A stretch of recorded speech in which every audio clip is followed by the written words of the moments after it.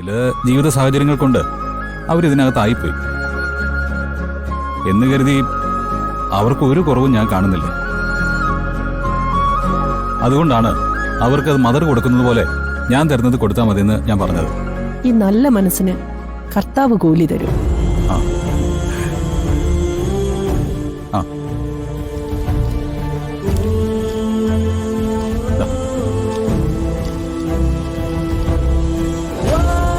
ഇത് ഒരുപാടുണ്ടല്ലോ വരുൺ.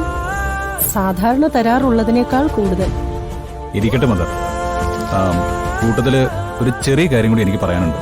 എന്താണ്? എന്റെ ജീവിതത്തിൽ ഞാൻ മനസ്സിൽ സൂക്ഷിക്കുന്ന വലിയൊരു ഇഷ്ടമുണ്ട്. അത് നടന്നാൽ മാത്രമേ എന്റെ ജീവിതത്തിൽ ഒരു അർത്ഥം ഉണ്ടാവൂ. മദറും കുട്ടികളും പ്രാർത്ഥിക്കുമ്പോൾ എന്റെ ഈ കാര്യം കൂടി പ്രാർത്ഥനയിൽ ഉൾപ്പെടുത്തണം. പറയാതെ തന്നെ വരുൺ ഞങ്ങളുടെ പ്രാർത്ഥനയിലുണ്ട്. പിന്നെ വരുൺ പറഞ്ഞ ഇഷ്ടം. വരുണിനെ പോലെ നല്ല മനസ്സുള്ള ഒരാൾ അർഹിക്കാത്തത് കൊതിക്കില്ല എന്നറിയാം. വരുണിന്റെ ആഗ്രഹങ്ങൾ നടക്കാനുള്ളത് തന്നെയാണ്. അത് നടക്കും. Thank you mother. പിന്നെ വരുണിനെ പോലെ ഈ അനാഥാലയത്തിലെ കുട്ടികളെ സ്നേഹിക്കുന്ന മറ്റൊരാൾ കൂടിയുണ്ട്. അവരൊരു സെലിബ്രിറ്റിയാണ്. വാർത്തകൾ ഉണ്ടാക്കാൻ വളരെ എളുപ്പമാണ്. പക്ഷേ നിശബ്ദമായി വന്ന് മടങ്ങും. കുട്ടികളെ വലിയ ഇഷ്ടമാ. ആരാണെന്നറിയോ? The great singer Shyama. Shyama ഇവിടെയുണ്ട്. വരുണിന് അവരെ കാണണമെന്ന് താല്പര്യമുണ്ടോ? അവരൊക്കെ നമ്മുടെ മനസ്സിൽ കയറി പറ്റിയ ദൈവതുല്യരല്ലേ. അവരെ കാണാൻ ആരാ ആഗ്രഹിക്കാത്തത് മദർ? അവരെ കാണണം എനിക്ക്. ശരി, വരുൺ ഒരു നിമിഷം ഇവിടെ ഇരിക്കും. എനിക്ക് ബിഷപ്പ് ഹൗസിലേക്ക് 1-2 ഫയലുകൾ കൊടുത്തു വിടാനുണ്ട്.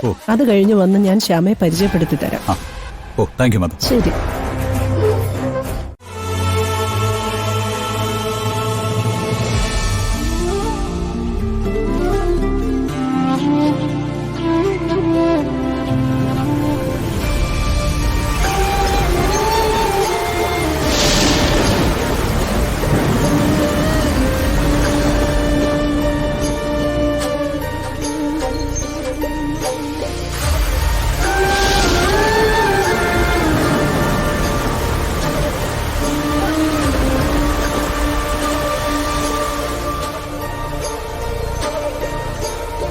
മാഡം, നമുക്ക് തിരിച്ചു പോകാനുള്ള സമയമായി. ഈ കുട്ടികളുടെ അടുത്തുനിന്ന് എനിക്ക് തിരിച്ചു പോകാൻ തോന്നുന്നില്ല മാലിനി.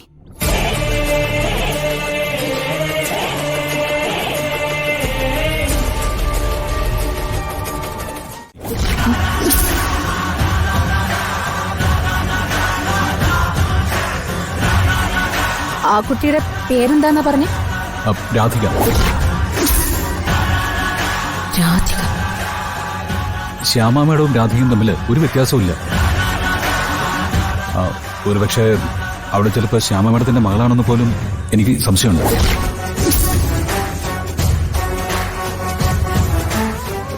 നിങ്ങൾ എന്താ ഈ പറയുന്നേ? എത്രയോ വർഷമായിട്ട് ഞാൻ ശ്യാമയുടെ കൂടെ ഉള്ളത്.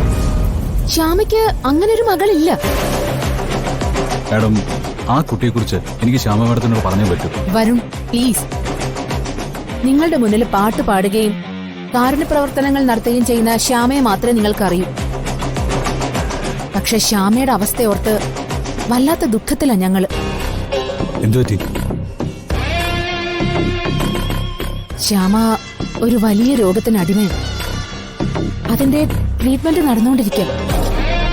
ഇപ്പോ പൊതുപരിപാടികൾ പോലെ ഒഴിവാക്കി പ്രാർത്ഥനയും അനാഥാലയങ്ങളിലുള്ള സന്ദർശനമൊക്കെ ആയിട്ട് കഴിഞ്ഞു പോവുക. ആ കുട്ടിക്ക് ശ്യാമയോടുള്ള സാമ്യം എത്രയാണെന്ന് എനിക്ക് അറിയില്ല. പക്ഷേ ഈ കാര്യം ഒരിക്കലും ശ്യാമയെ അറിയിക്കരുത്. അസ്വസ്ഥമായ ശ്യാമയുടെ മനസ്സിൽ വീണ്ടും ചിന്തകൾ കാടുകയറിയ ശ്യാമയ്ക്ക് എന്തെങ്കിലും സംഭവിക്കുന്നത് കലാലോകത്തിന് വലിയ നഷ്ടമായിരിക്കും. അതോർക്കണം. സോറി മാഡം, ഇതൊന്നും എനിക്കറിയില്ലായിരുന്നു. ഇനി ഞാൻ ഒരിക്കലും മാഡത്തിന് ബുദ്ധിമുട്ടിക്കില്ല. ഇത് പറയാൻ ഞാൻ ശ്രമിക്കുമല്ല.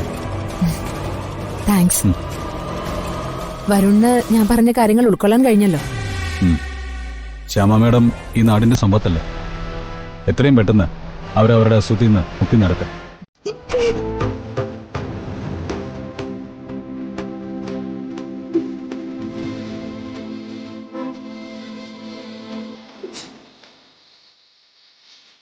എന്റെ കൃഷ്ണ, എന്നോട് പൊറുക്കണേ.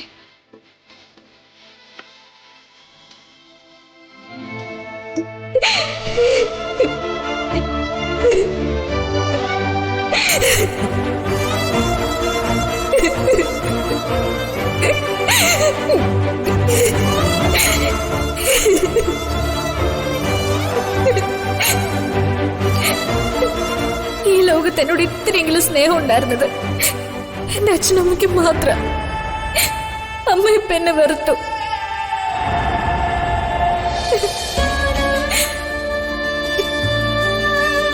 അമ്മയുടെ മനസ്സിൽ എന്താ എന്നെ കുറിച്ച് തോന്നിയിട്ടുള്ളതെന്ന് എനിക്കറിയില്ല. അതെങ്ങനെ മാറ്റണമെന്ന് എനിക്കറിയില്ല. ഇപ്പൊ ആട്ടിപ്പായിച്ചതുപോലെ ഇനിയും എന്നെ ആട്ടിപ്പായിക്കാനാണ് അമ്മയുടെ ഉദ്ദേശമെങ്കിൽ എനിക്ക് ഈ ജന്മം വേണ്ട കൃഷ്ണ. ഈ ജന്മം അങ്ങ് തിരിച്ചെടുത്തേക്ക്. പ്രസവിച്ച അമ്മയ്ക്ക് എന്നെ വേണ്ടായിരുന്നു, ഇപ്പൊ വളർത്തിയ അമ്മയ്ക്കും വേണ്ട. ഈ ലോകത്തിന് തന്നെ വേണ്ടാത്തവളായി ഞാൻ.